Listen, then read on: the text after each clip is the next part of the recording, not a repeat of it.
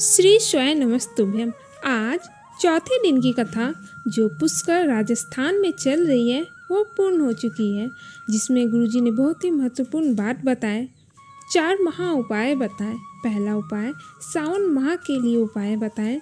दूसरा उपाय बेटा या बेटी का विवाह नहीं हो पा रहा उसके लिए गुरुजी ने बहुत ही आसान उपाय बताए। तीसरा आपको ऐसा लग रहा कोई बड़ा रोग होने वाला है तो उसके लिए ये उपाय आप ज़रूर करें। चौथा यदि आपके यहाँ संतान नहीं हो पा रही तो उसके लिए गुरुजी ने उपाय बताए। पांचवा भगवान शंकर को प्राप्त करने के लिए 3 सूत्र बताएं जिसे आप इस सावन माह करके महादेव की विशेष कृपा प्राप्त कर सकते हैं। यदि किसी कारणवश आपने आज की कथा नहीं सुन पाए हो तो इस छोटी सी वीडियो से आपको पूरी कथा की जानकारी प्राप्त हो जाएगी। तो बढ़ते हैं पहली जानकारी की ओर। गुरुजी ने कहा शिव महापुराण की कथा तक ही ना रखें, अपने जीवन में इसे उतारें। हम अपने जीवन में अविरल भक्ति को पाएंगे नहीं तब तक ये मानव का शरीर या 84 लाख योनियां हमसे छूटने वाली नहीं है। बढ़ते हैं दूसरी जानकारी की ओर। गुरुजी ने कहा 2 जगह पर ब्रेक बहुत जरूरी है। 2 जगह पर ब्रेक नहीं लगेगा तो व्यक्ति का जीवन नष्ट हो जाएगा। पहला ब्रेक गाड़ी में और दूसरा ब्रेक अपने वाणी में। हम किसी को अपशब्द ना कहें, हम किसी को ताना ना दें। शरीर में कहीं घाव हो जाता तो वो जल्दी नहीं भरता, पर जिह्वा में घाव हो जाता तो वो जल्दी भरा जाता। शिव महापुराण की कथा कहती है जिह्वा से दिया गया घाव पूरी जिंदगी भर नहीं भरता। बढ़ते हैं तीसरी जानकारी की ओर। गुरुजी ने कहा सभी गाड़ी ब्रेक और रिवर्स ब्रेक होती है, पर समय की गाड़ी में ना ब्रेक होती है ना रिवर्स ब्रेक होती है। समय के अनुकूल आप चल रहे तो ठीक है, अगर आप समय के अनुकूल ना चल रहे बहुत मुश्किल है। जो समय आपके हाथ से चला गया उसे वापस प्राप्त नहीं किया जा सकता। बढ़ते हैं चौथे जानकारी की ओर। गुरुजी से किसी ने प्रश्न किया किस्मत वाला किसे कहते हैं? इस पर गुरुजी ने कहा जिसके पास धन ज़्यादा उसे किस्मत वाला नहीं कहेंगे। जिसके पास सुंदरता ज़्यादा है उसे सुंदरता मिल गई उसे किस्मत वाला नहीं कहेंगे।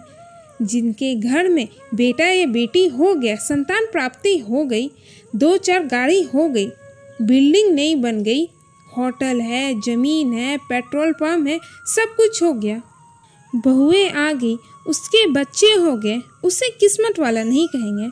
शिव महापुराण की कथा कहती है ये मनुष्य शरीर पाकर शिव नाम, राम नाम, कृष्ण नाम ले तो समझ जाए आप किस्मत वाले हैं। बढ़ते 5वीं जानकारी की ओर। गुरुजी ने कहा 12 महीने 1 लोटा जल चढ़ाएं, पर सावन के महीने में शंकर जी को आप 2 लोटा जल चढ़ाएं। दोनों हाथ में लोटा ले लें और एक साथ शिव जी पर जल चढ़ाएं। बढ़ते हैं 6ठी जानकारी की ओर। ममता जी राजस्थान से आई। उन्होंने पत्र लिखा। उनका बेटा 3 साल से सरकारी नौकरी का तैयारी कर रहा था। लोग बहुत ताने देते थे। एक दिन वो टीवी पर शिव महापुराण की कथा सुनी, 1 लोटा जल चढ़ाना प्रारंभ की और 2 लोटा जल चढ़ाना शिव जी पर सावन के माह में प्रारंभ किया। 6 महीने ही निकले थे, उनके बेटे का रेलवे में नौकरी लग गई। आप भी सावन के महीने में 2 लोटा जल शिव जी पर जरूर चढ़ाएं। बढ़ते 7वीं जानकारी की ओर। गुरुजी ने उपाय बताए। अगर आपके बेटा या बेटी का विवाह नहीं हो पा रहा है, 28 साल 35 साल के हो गए, 40 साल के हो गए, बहुत प्रयास आप कर लिए फिर भी विवाह उनका नहीं हो पा रहा, तो आप सावन महीने में एक नियम बनाएं। 2 लोटा जल लेकर शिवालय पहुंच जाएं और अशोक सुंदरी के इस जगह से दोनों लोटा के जल एक साथ चढ़ाना प्रारंभ करें और शिवलिंग में ले जाकर सभी जल समर्पित कर दें। गुरुजी ने कहा सावन के महीने में आपने ये 7 दिन भी लगातार जल चढ़ा लिए तो महादेव की कृपा से 3-4 महीने में ही विवाह की सूचना मिल जाएगी। विवाह का योग बनना प्रारंभ हो जाएगा।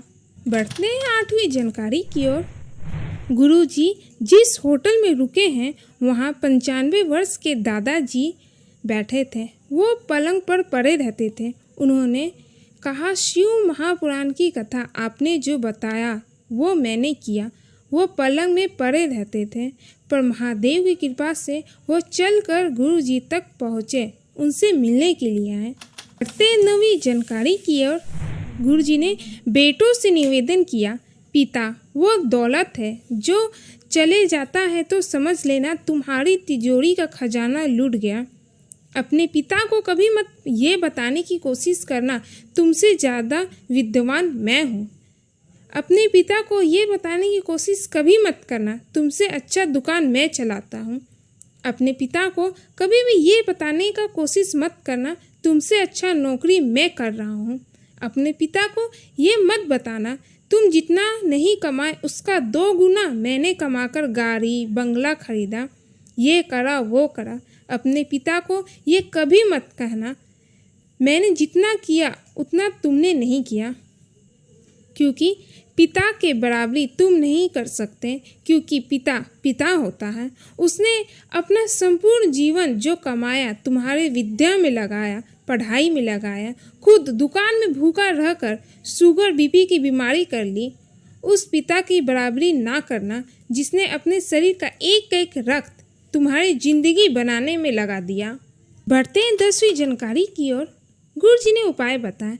आपको ऐसा लग रहा कोई बीमारी अपने शरीर में होने वाली है, डॉक्टर को दिखाने जाना है, आप चाहते कोई बड़ा रोग नहीं हो जाए, तो सावन के महीने में 3 जगह पर बेलपत्र चढ़ाएं। पहला बेलपत्र अशोक सुंदरी की जगह पर चढ़ाएं।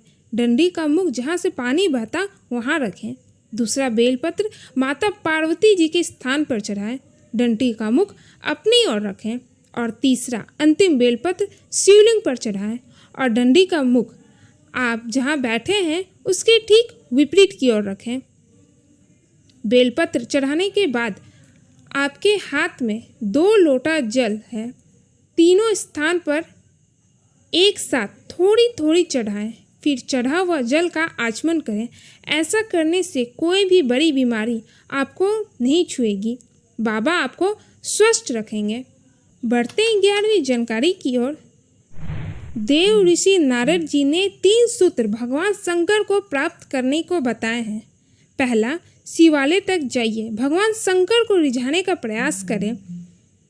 मंत्र कहें, नमः शिवाय, ओम नमः शिवाय, श्री शिवाय नमस्तुभ्यं, या महामृत्युंजय मंत्र कहें, राम नाम शिव नाम जपें। दूसरा सूत्र, कहीं शिव महापुराण की कथा हो रही, आप मोबाइल या टीवी पर उसे जरूर सुनें और सुनकर उसे अपने जीवन में उतारें। तीसरा सूत्र, शिव महापुराण की कथा सुनने जो लोग आए हैं, बन सके तो उन्हें पानी पिलाकर भोजन कराकर उनका मुख जूठन अवश्य कराएं। इससे हमारे घर में बरकत कभी समाप्त नहीं होगी। बढ़ते हैं 12वीं जानकारी की ओर। अगर आपके घर संतान नहीं हो रही तो शिव जी का कोई भक्त, उपासक या कोई ब्राह्मण देव, वेद शास्त्र का ज्ञान रखने वाला, अपने जीवन सात्विकता में जीने वाला ऐसे ब्राह्मण के जोड़े को उसके बच्चों के साथ बेलपत्र के पेड़ के नीचे भोजन कराएं, खीर खिलाएं और उस खीर का भाग को पति पत्नी खाएं। उससे बाबा संतान सुख देते हैं। सफ़ेद आंकड़े जड़ का प्रयोग करें। बढ़ते हैं 13वीं जानकारी की ओर। ज्योति सोनी जी भीलवाड़ा से आई। उन्होंने पत्र लिखा। उनके ससुर जी को कैंसर हो गया था। डॉक्टर ने ऑपरेशन को कहा। डॉक्टर ने कहा ऑपरेशन से ठीक होगा या नहीं ये कहा नहीं जा सकता। उन्होंने किसी के कहने से शिव महापुराण की कथा के बारे में जाना और कथा सुनी। वो सीहोर गई और वहाँ से रुद्राक्ष लेकर आई और वहाँ कंकर शंकर की पूजन कर कंकर को उठाकर ले आई। रुद्राक्ष का जल शिवलिंग पर चढ़ाकर शिव जी को पिलाती, बेलपत्र देती। दूसरी बार ऑपरेशन के लिए जांच करने गई। 7 दिन ही मात्र हुए थे जल पिए। जांच नॉर्मल आ गई, कैंसर समाप्त हो गया। बढ़ते हैं 14वीं और अंतिम जानकारी की ओर। गुरु जी ने कहा, जो शंकर भगवान, माँ पार्वती, दुर्गा जी को अलग अलग मानते हैं, जो ब्रह्मा विष्णु महेश को अलग अलग मानते हैं, जो राम कृष्ण शिव को अलग अलग मानते हैं, समझ लेना उनकी बुद्धि में भगवान बैठा ही नहीं। राम कृष्ण शिव नारायण देवी देवता जितने भी देव हैं ये अलग नहीं है। जिन्हें आगे की कथा की जानकारी देते हुए बताएं, 12 तारीख से अलवार में कथा होगी। कथा का समय 1 से 4 बजे तक रहेगा। ये थी आज की कथा। उम्मीद करते हैं आपको आज की कथा पसंद आई होगी। श्री स्वाय नमस्तुभ्यम। हर हर महादेव।